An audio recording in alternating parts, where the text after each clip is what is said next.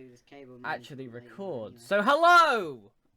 We are on the podcast. Look, this is the podcast. Welcome We to the are on the podcast. podcast. If anyone in my chat has not seen this podcast before, we basically just talk about whatever we want to, and chat can join in, and it can be a good time, and we just have a nice discussion about things and stuff and things.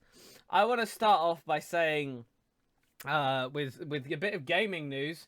I don't know if Casper is that invested in this one, but I know that I am because I stayed up playing it till 4 in the morning this morning. But Apex Season 9, Apex Legacy update came out yesterday. So if you do fancy going along, Apex is free to download. They've got a new character. They've updated some of the maps. They've nerfed a few characters. They've buffed a few characters. I've just got a Da Vinci alert in my in my stream. Appreciate that. Excite. And yeah, it's been really fun. There was a lot of issues with the servers yesterday, where it was basically everybody was trying to do the same thing at once, and like there's millions of people that play Apex, so the servers just couldn't cope, so they just shat themselves. But there's like an Apex Legends server status Discord I'm in for when the servers are down, and I can get like notified about it and stuff. And going into the general chat in that Discord was some of the most interesting comedy I'd ever seen. You had two camps. You had one camp of Respawn, which is the company who makes it, are the worst developers. Why are they giving us an update that isn't ready? Oh god, they're such terrible people, and Apex is a terrible game. And then you had the other camp of people like me, who were just like, they're like, well, you know, there's millions of people trying to buy Valkyrie right now. There's millions of people trying to get a fucking game. What do you expect to happen? You know? Yeah, like every new update has teething problems for every game, and people just need to remember that the developers, especially like that work on them, are human and can't do everything perfectly, because that's just not what being a human is. Just exactly. Nice. Like even like when a single player game gets an update, even that can have issues, right? But we are talking about a massive multiplayer game where you have 60 people per lobby and millions of people try and play it all at once. It's ridiculous. You cannot expect a Stand the Banana. Welcome to the chat. It's probably called. Thank you for bringing the dojo love in.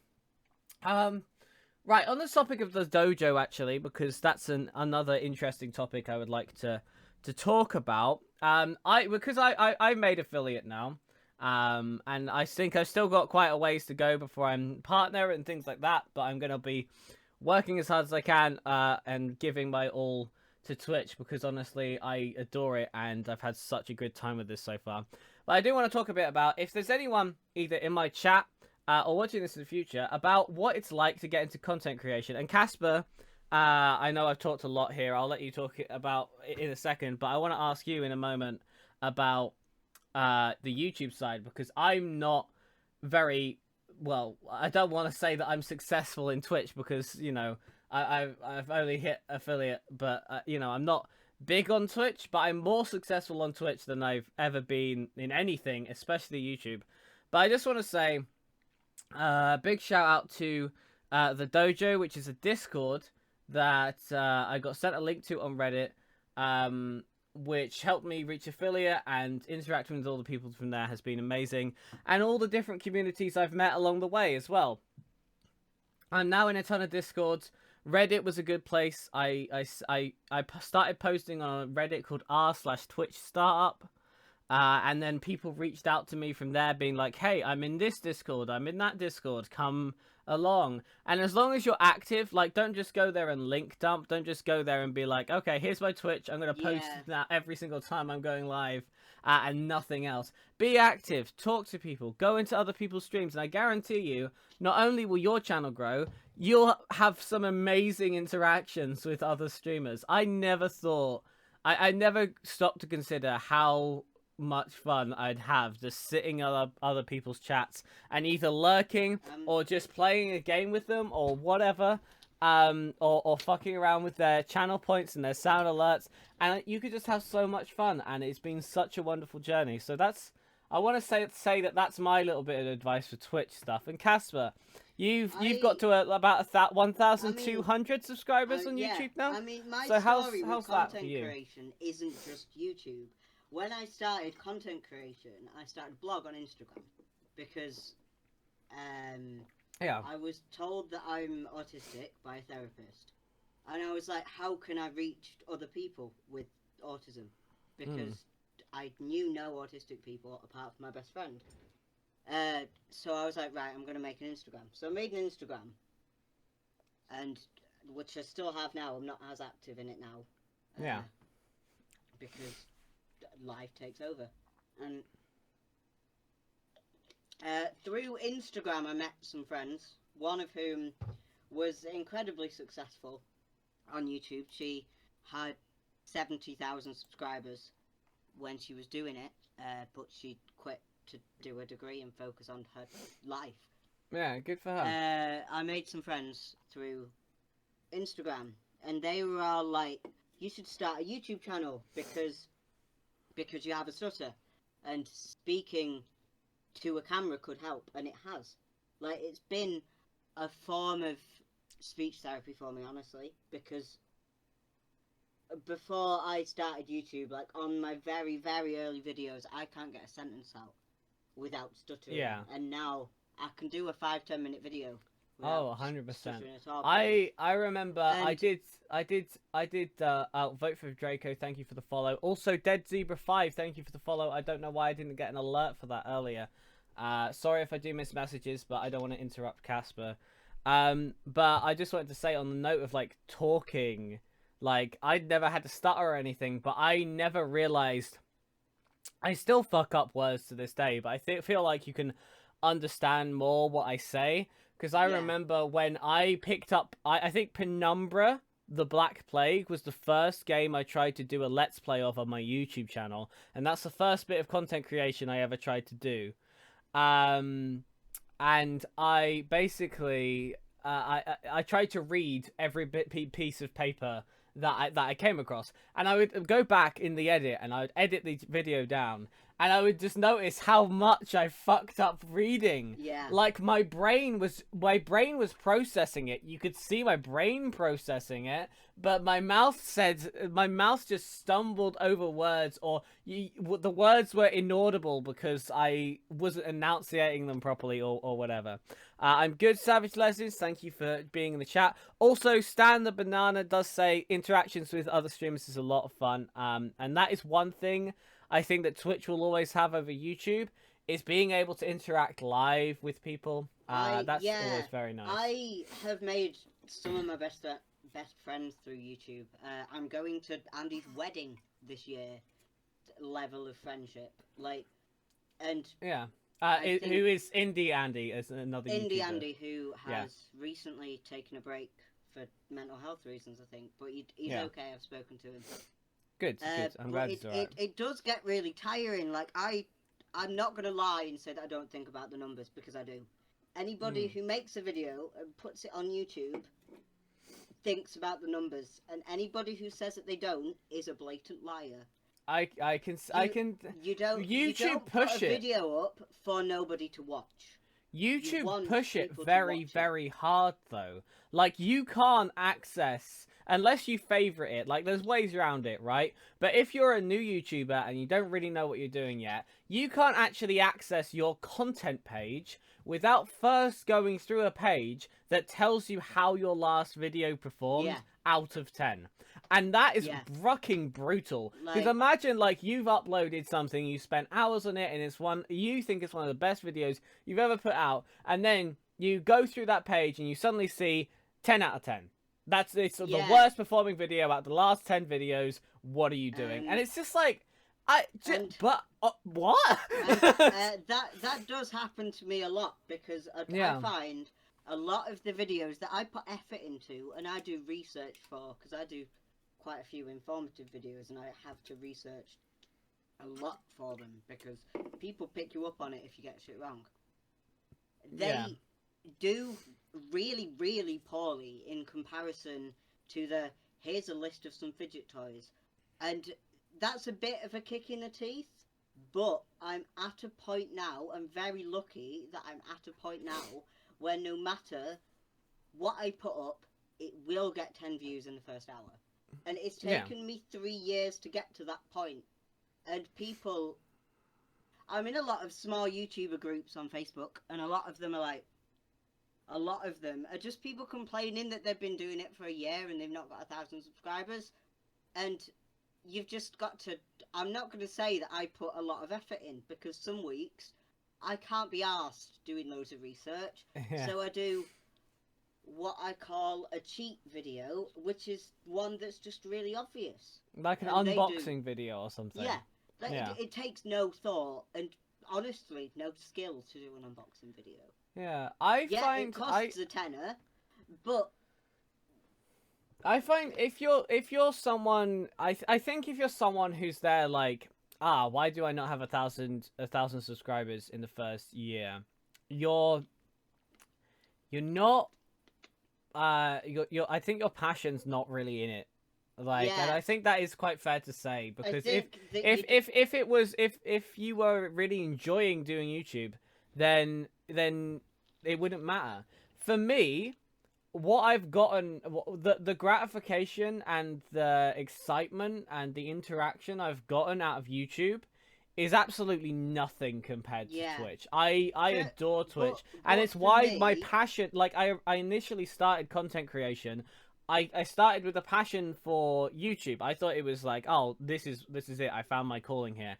And then I started broadcasting on Twitch, and I realized that I'm still gonna put effort into my YouTube channel, but not as much as I used to, because it's gonna take a very long time, and YouTube has geared it now so that smaller creators don't get support. They don't get that kind of interaction. They don't really get much coming out of their channel. But on YouTube, but on Twitch, you can have interactions and you can speak, and that's why I like to do this podcast as well.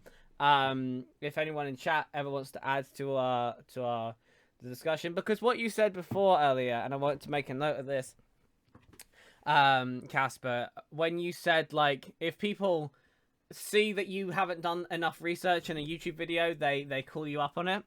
That whole kind of thing. Which is deserving. Oh, well, of course. But if I haven't put any effort into an informative video, I deserve to be called up on it. Because exactly. But if you've spent if you spent an entire, say you spent 8 hours editing together this video and you think you've got all the information correct, you then upload it and someone in the comments is just like, well, actually, you then have two options. Either you can take the video down with the incorrect information, or you can leave the video up and it's got incorrect information in it. And what I like about doing this podcast here is I don't research. The most research I've done for a lot of my stories is I type in to Google as we're talking about it what I'm talking about, and I read it. If there's something that's sensitive, I do a little bit of research into it, just because I don't want to overstep any boundaries or offend or hurt anyone. But I also I don't really do that much research. I just like to talk about stuff. And if anyone in the chat has a different opinion, or they know some different information, they can then add to the discussion, because that's what this is. And we can do that because we can do this live. And I love that. I do like doing the podcast because I don't have to research. It's a lot more relaxing, because if I will be very honest and say that I usually wake up, usually on a Friday or Saturday, and sit down, research a video for an hour, then I'll sit down and record it, usually for about 20 minutes, then I'll edit it, and then I'll edit it and put it straight up.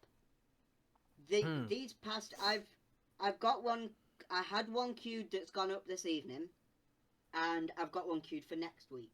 Those are the only two I have ever had scheduled in my 3 years of YouTube. I took a year off because my friend died, but all of my followers were understanding about that. I think Yeah, which is really that sweet, honestly. I think. think that and my friend Andy has been off for two months now.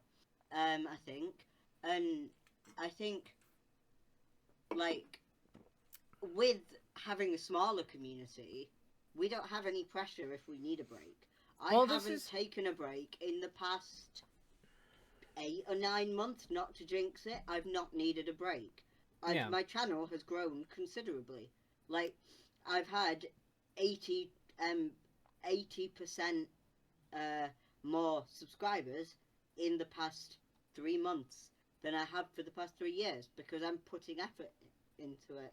I'm doing at least a video a week. I'm actually editing it, which I didn't do for 1.5 years, and I'm actually putting effort into the thumbnail, and it's all good practice for uni because I'm a film student. Exactly. So But on the subject of like going away and the audience still being there, I think there's two things there. One, when you've still got an audience after that kind of thing, you know that the audience is definitely there for you. They're not there for anything else. Like they're not there for like a giveaway or some sub goal or something. You know these people genuinely enjoy watching your content and are just happy that you're back when you do come back. But also I think there's less of a stigma around it before because I think it was a couple of years ago now. I think sort of like the 2016 era for like the big YouTubers like PewDiePie, Markiplier, Jacksepticeye. They all had a phase of being like of publicly saying like I have to record videos even if I go away. I have to record videos for when I've gone away because if I go for even a second and miss an upload, I lose a shit ton of audience. And that was a couple of years ago. And then 5 years later, Jacksepticeye just got up and was just like, you know what, fuck you. I'm taking an entire month out. And it might even be longer than a month. I don't know. I just want a break. Fuck off. And he did. And he went and he had a break and he came back and his audience actually grew. And then I think that was a perfect example of a big YouTuber just being like, yeah, take care of yourself first. And I think he set that example. Like it's definitely an example I'll always think back on. I think he's definitely set that example, and a lot of people can now safely follow that without getting, run into the ground. Because people who lose their audiences, if they go away, their audience is obviously not there for them at that point, and that's just really sad. Like I've got a message here from Savage Legends in the chat that just says, so happy to be here and to support you, and that means the entire world to me. You have no idea. Like I love reading messages like that, and every time something like that comes up, like I even vote for Draco earlier. I didn't get to really reply to your messages because we were talking, but showing some love and lurking, like even that kind of thing is just so sweet, and I love that, and it just makes me feel like the people who have come to my stream are here because they want to be here rather than they're here for like a drop or some kind of giveaway or something, or if I was a female streamer, there's other reasons why people come in and drop in and hang around the streams that for a reason that's not the streamer's personality, which is unfortunate. But if you can go away and you can come back and you still got an audience there, you know for sure that that's a solid audience, and I love that. So yeah, sorry, I've just realised something's fallen out of my pocket on my way to uni, and I've lost it. Is it your phone? No. Okay, that's good then. I might need to go out and look for it later. Is it your phone, and is it money, and is it your card? No, it's my tiny Squishmallow frog, which was a present. Oh, that's really sad. And I've just looked on eBay, and it's fucking 20 quid. Oh no, that's really sad. So I don't know. Maybe it's still in the house somewhere. It was in my pocket when I left for uni today, I think. I'll walk to the bus stop after we've finished here and see if it's there. If it's not the end of the world, is it? Yeah. No, it's still sad though. I like that. I like that little Squishmallow. So, what other news have we got? There was a story I thought about, but just before we started, but I can't remember what it was, and then I started talking about Apex Legends, and now here we are. Uh, have you got any stories, Casper? Whilst I try and remember what Let me go on Twitter. 1 second. Oh, right, I'll back up. A constant backup.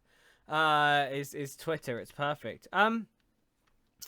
So a little update on the hot tub streamer thing we talked about last podcast, I think. Although there isn't really a big update, it's just Twitch has some Twitch officials have responded to that whole situation, and they've said that they're monitoring the hot tub situation closely. They didn't say anything else, but other than that, they just said that they're monitoring it. So I'm kind of glad that there's at least Twitch is paying attention, but it's still kind of like I still held the same opinion as I did last time of, there are other sites and better sites to get money off that kind of thing that aren't Twitch, that isn't exposed to 14, 15-year-olds, What is up, Dark Echo? Thank you for being in the chat. I appreciate you coming along. If anyone from chat has any stories, by the way, if anyone has anything we'd like to discuss, feel free to drop it. And Brighton Pride. So Brighton's where we live, for context. Yeah, I would like to see Brighton Pride at some point, but I can imagine that it's very difficult right now, coming out of the pandemic and everything. I thought it would be. I thought it would be cancelled because Trans Pride is cancelled. Yeah, legit. And it's fair to. I think maybe next year. Yeah, maybe next year.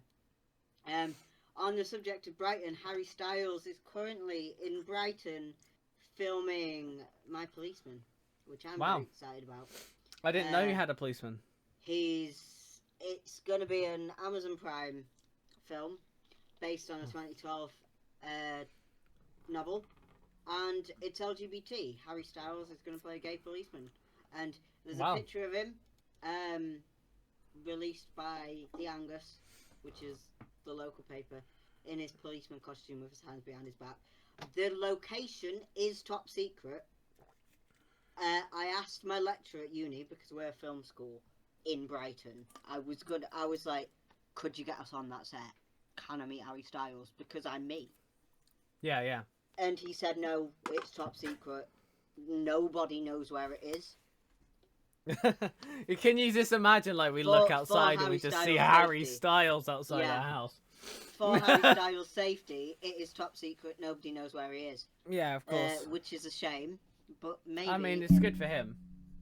But maybe, in the future, I will be allowed on set for that sort of thing, because I'm with the film school. Yeah, legit.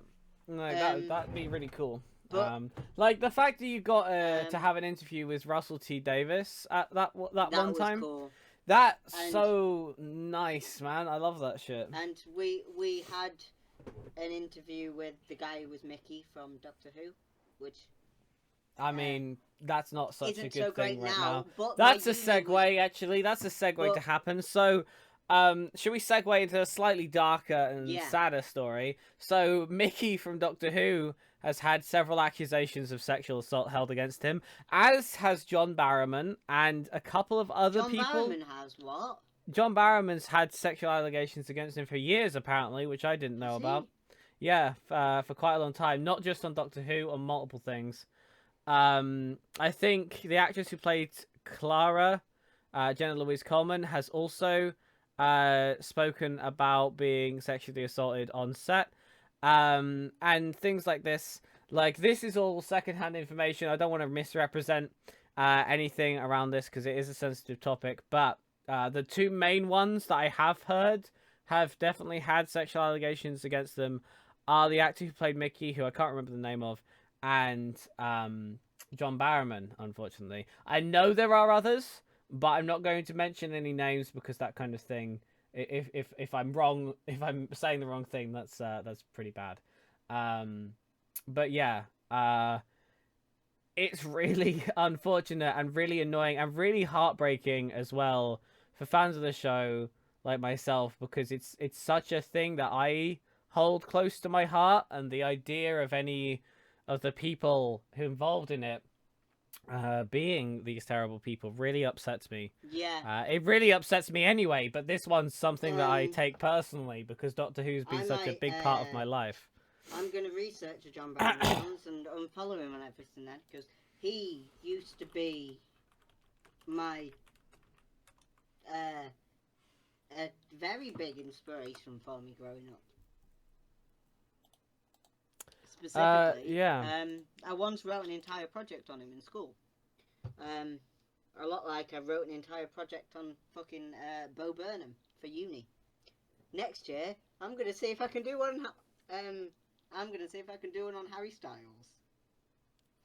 A landmark investigation by The Guardian has revealed on Thursday that Clark, who starred as Mickey Smith between 2005 and 2010, has been accused of sexual harassment and bullying by 20 women.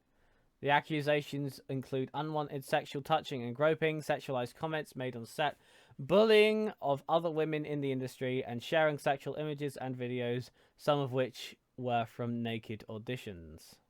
Oh God, that's Yeah. yeah. 20 women have come. I've just googled it now. 20 women have come forward, and as this story gains traction on social media, John Barrowman's name began to trend as fans highlighted his well-known behavior on set of Doctor Who, comparing it to the accusations against Clark. Many also pointed out that Bruno Langley, who starred as Adam Mitchell in season 1, that's a very minor character. I didn't know the guy's name, was found guilty of 2 sexual assaults in 2000. So this guy's actually been found guilty. Adam Mitchell, not Adam Mitchell, Bruno Langley, who played Adam Mitchell, found guilty of 2 sexual assaults in 2017 after groping 2 women at a music venue. And again, the allegations against Barrowman have been an open, quote-unquote, open secret for years. Why is Billie Piper trending? I'm not too sure. But yes. So Barrowman and Clark are currently in the spotlight for that, unfortunately. Which is just devastating. I spoke about this in my uni group chat, because there's a uni group chat for everybody at the film school, and he did a masterclass at my uni, like Russell T Davis did. And Savage Legends, thank you for the lurk. Xenos, hi, nice to see you in chat. So it came up in conversation, because we were all like, "What the fuck?" So we all emailed. There was about 40 of us that all emailed uni and was like, "Look, you need to take this down." And they sent out an email with support lines for victims of sexual assault, and they have cut all ties to him because of our emails. Good. And we were talking about it, and we decided that our generation, because most of us are in the same generation, need to be the ones who put our foot down within the film and TV industry and say no more, because it's always these men in the film and TV industry, like Harvey Weinstein even, who take advantage of usually quite young girls and boys within the film industry, whether they're a runner on set or they're an actor. And I think our generation will be the change in the media industry. I am hoping, anyway. Yeah,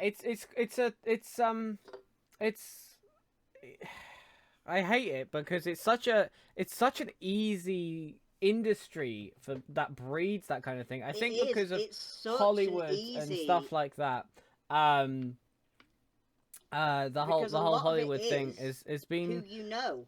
Yeah, and like it's a lot of it is if you do this, I'll have you on my next movie, and that means another job. So they do it, and it's just... Exactly, and it's also very reliant on being attractive and attractiveness and things like that.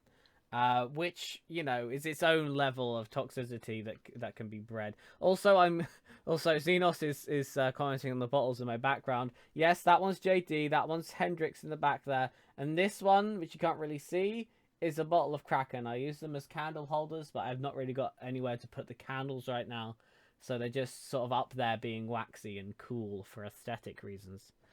But yeah, I think it's really good that you said that, because you're a film student now here, and there's people like either your age or younger in university with you right now who are all talking to each other and are all like, "Hey, this needs to stop," because it's more and more like women are coming out more and more, and things are getting more and more normalized, and the stigma of coming out about sexual harassment and sexual assault is definitely being vanished. So the fact that you are like, as an up and coming person who's going to be involved in film, are on the lookout for it, and you're having conversations with other people in the same area who are out on the lookout for it.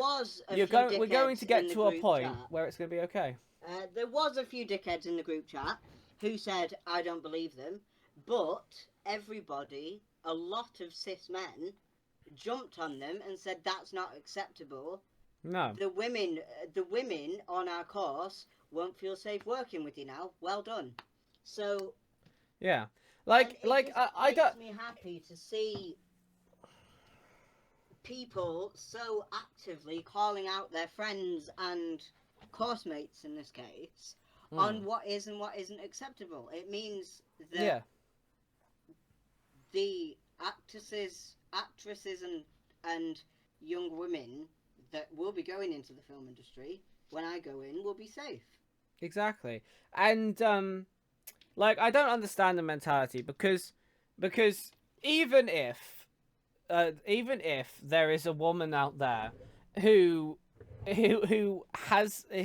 so bad that they want to bring the stigma for talking about sexual assault back by doing a false accusation, even if there is a woman out there who has that kind of mentality, which I wouldn't understand why any woman would have, but even if there is one woman out there who does have that kind of mentality to falsely accuse someone, then the person who was falsely accused would just straight up come out and be like, "Hey, this isn't real, this isn't true, here's receipts of why it's not true, get fucked," and then it's like an open and shut case. There's not that when you've got 20 women accusing a guy of exactly the same thing, you can't just be like, "Oh, I don't believe them," because what do you think these 20 women all have a group chat on Facebook, and they're all just like, "Hey, exactly. Who we gonna accuse of sexual harassment today?" Like, that's fucking ridiculous, I know whose man. life we're gonna destroy today. Yeah, that doesn't track. It doesn't make any sense. If there are 20 women out there who have that level of coordination and really wanna to do that kind of thing, then Jesus Christ, I would be impressed if there was a group out there who is able to do that, because I struggle to get 3 people into a fucking game of Apex Legends. Imagine trying to coordinate 20 people around something so serious. It just doesn't work. Saying you don't believe them doesn't work. It's not about that. Because if it really isn't true, then the person who is accused will only have one person saying something against them, and if that's true, then they and then they'll come straight out and be like, "No, this is fake." Instead, they shut up, they clam up, they lawyer up, and they deactivate their social medias and everything, and they try and mitigate damage and stuff, and silence women and things like that.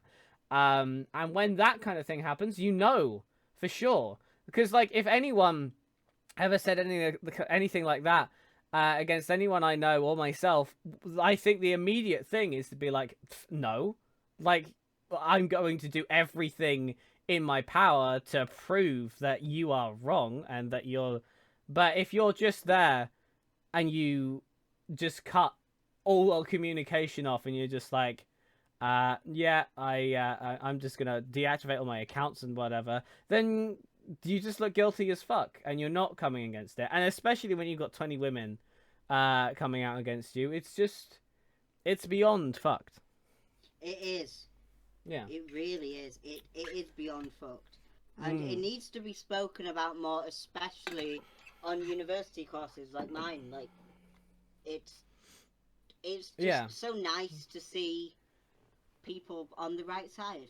Yeah, and there's a lot of, like there's also a lot of other industries. Like, it's not just the film industry. Yeah, We just talk so about the film music industry because it's a industry, very a lot. big one. Oh, that's something. That was the story. That was the story that I wanted to talk about before I got distracted with Apex Legends. So, yes, thank you, Casper. That's a very nice segue into what I want to talk about next, which is similarly related.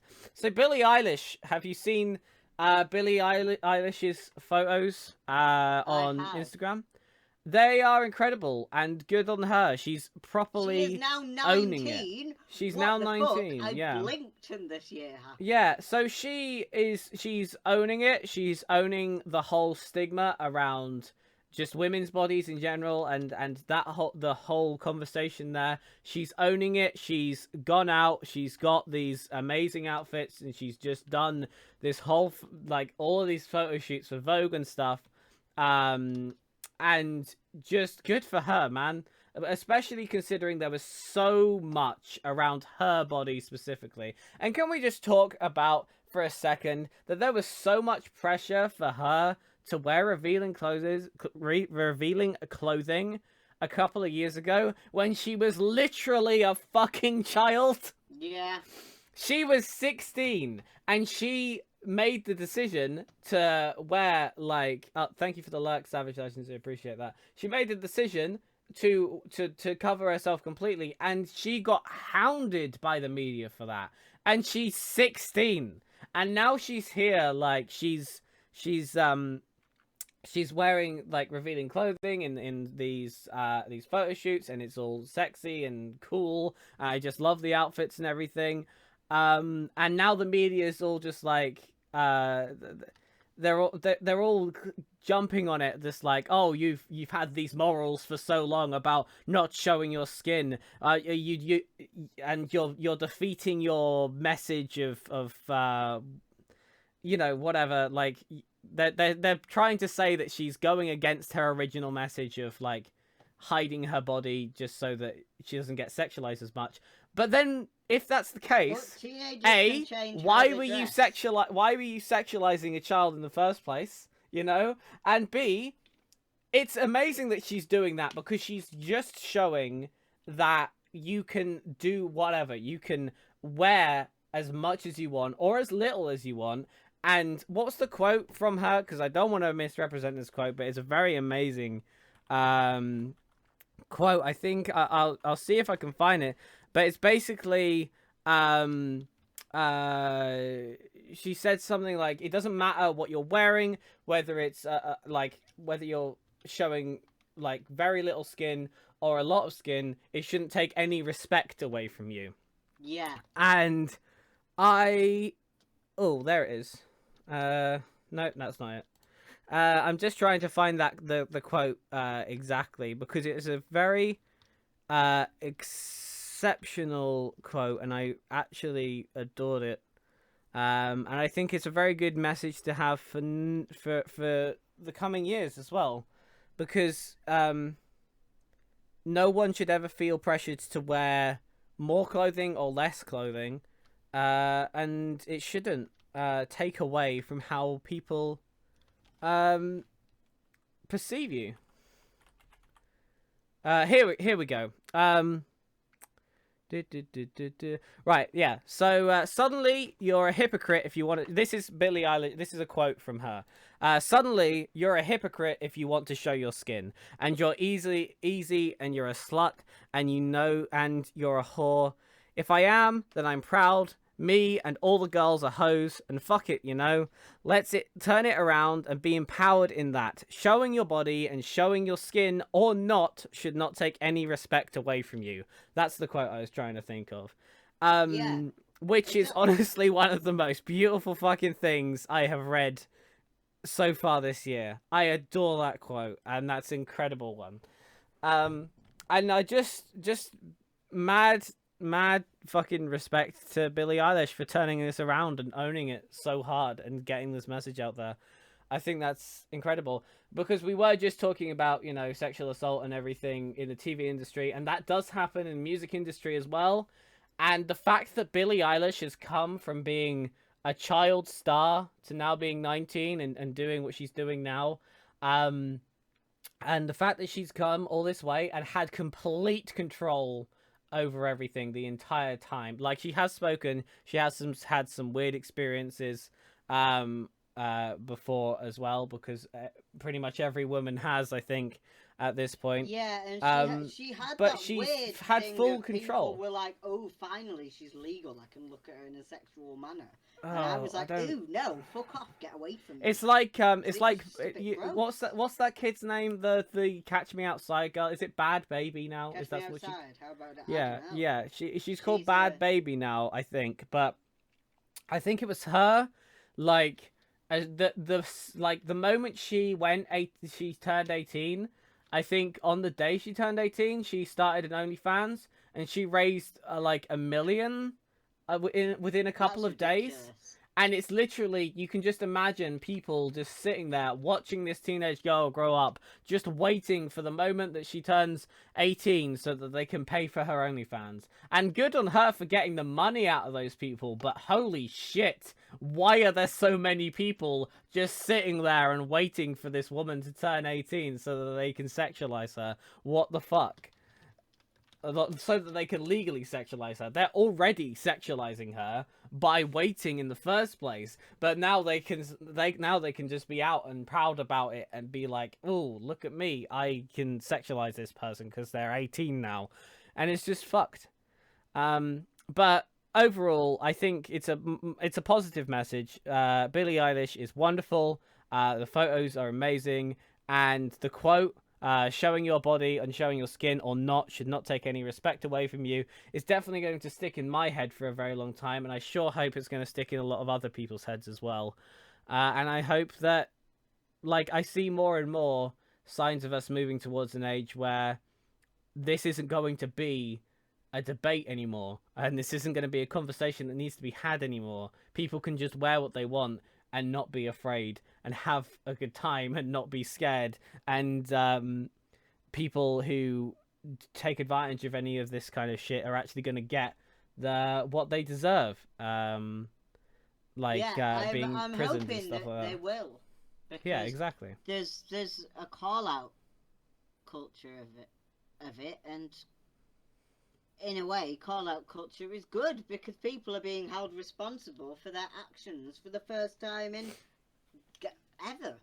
Yeah. I can't play the song because all of this is happening around the same time. By the way, excellent fucking marketing on Billie's part here, but all of this is happening around the same time, and she released a song called Your Power, which is a very incredible song. 100% go listen to it. Listen to the lyrics. If you can't make out the lyrics, because I know that it's sometimes difficult to hear what someone's saying when they're talking when they're singing it.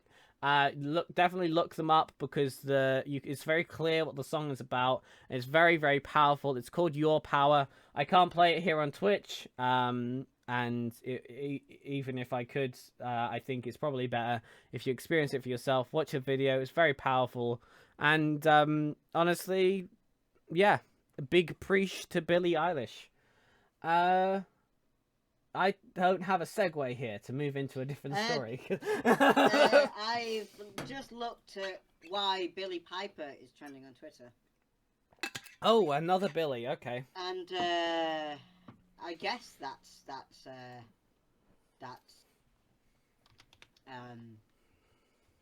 related. Billie Piper is trending because people are saying that I Hate Susie was the best show of 2020. Now, I have not seen it yet. I'm gonna look it up. I'm gonna look it up. I don't know. I'm very behind because I remember seeing the advert for that. It was a Sky original, so I've not watched it yet because I don't have Sky. But apparently it's very good. Also, Lawrence Fox, the racist guy who is running for London Mayor, Billie Piper dated him.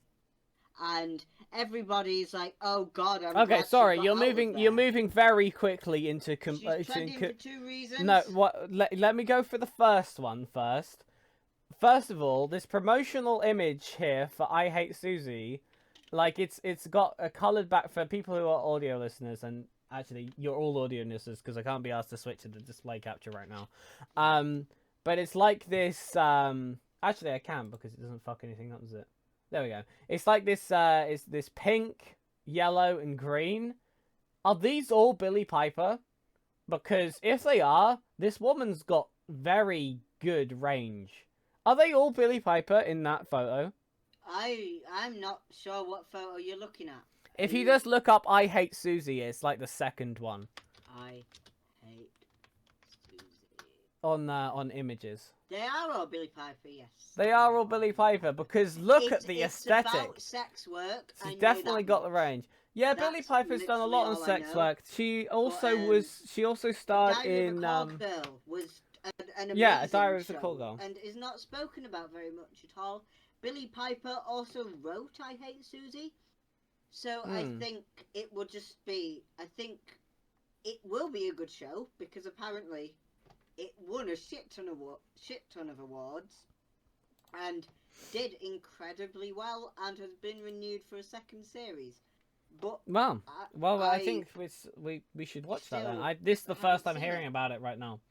Yeah, I forgot about it. I remember it being advertised on TV when I lived with my nana. That's how long ago that was. Okay, so what else? Sorry, you said she was trending for another reason as well. So she dated someone.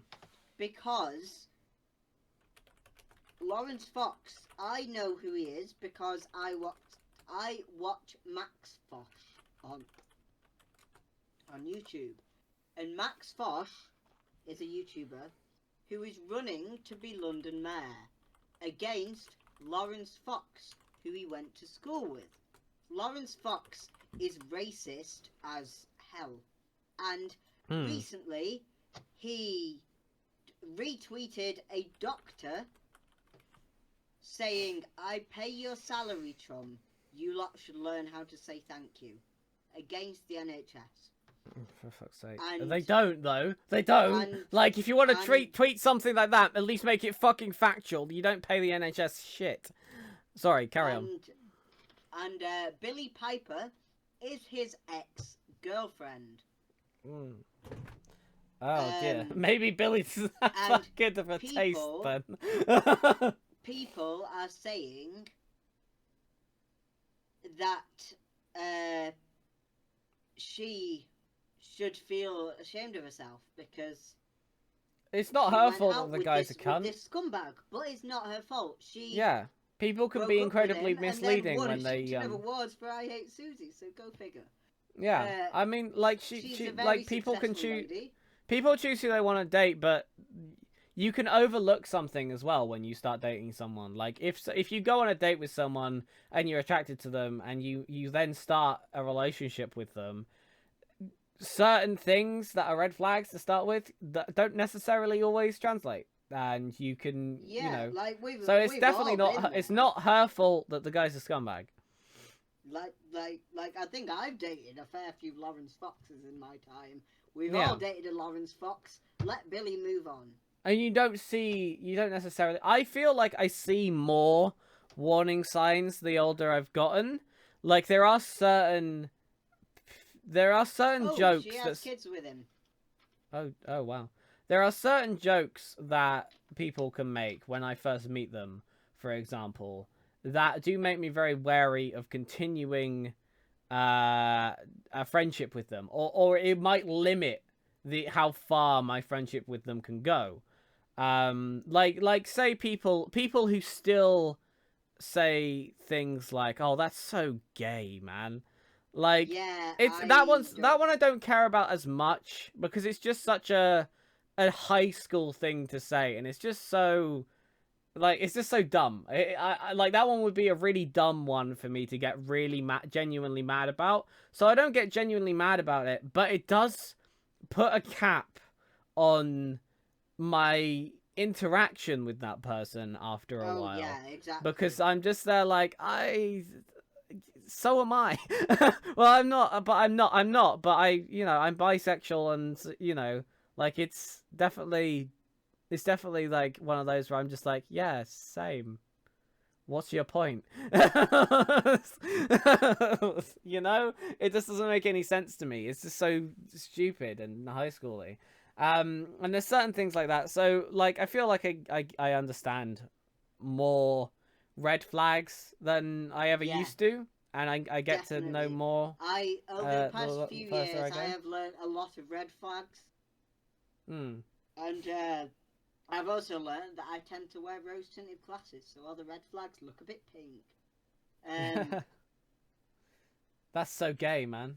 but yeah, we live and we learn. Yeah, Billy exactly. Piper um has learned. It says here that one of his kids said to Lawrence Fox, his kids with Billy Piper, said, "Mummy thinks you're Mummy thinks you're silly. She likes Sadiq Khan, who is one of his rivals for London Mayor," and that's Wow, just made my day. that's He's quite just, funny. but he's not going to win. He's got the equivalent of 3% of the votes so far, so I doubt he's going to win. Honestly, Hmm.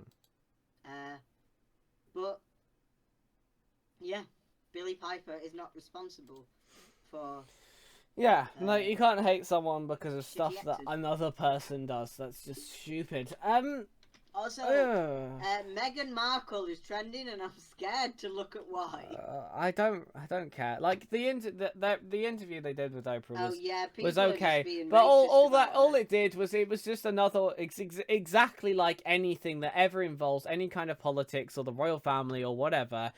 The conversation that then came from that geared like steered away from mental health and straight into the brick wall that is the whole he said she said blah blah blah bullshit that no one gives a fuck about, Yeah, and media people capitalize off because they know that they can sell a newspaper to their audience that says something like, oh, what Meghan Markle said here wasn't true, or oh no, what Meghan Markle said here was true, and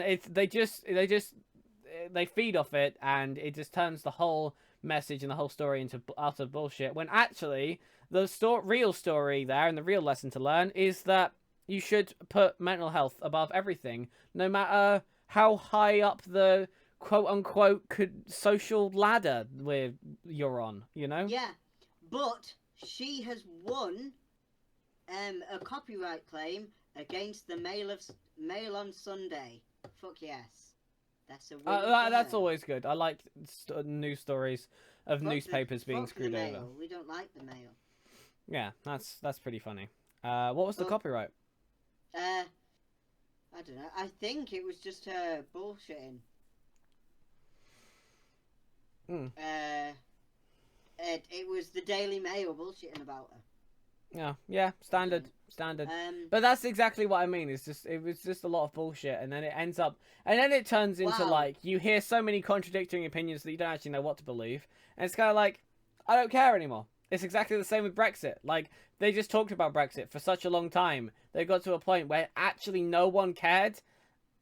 Everyone wanted it to just be. Everyone just wanted us to leave the EU, but towards the end of the Brexit talks, just so we could stop hearing the word Brexit. Yeah. That's it. Like And I got so also, sick of she's turning on written the a radio book. every day and hearing that same thing. Oh well, yeah. I mean, She's written a book, a children's book, about the special bond between a father and son viewed through a mother's eyes. that's Aw, sweet.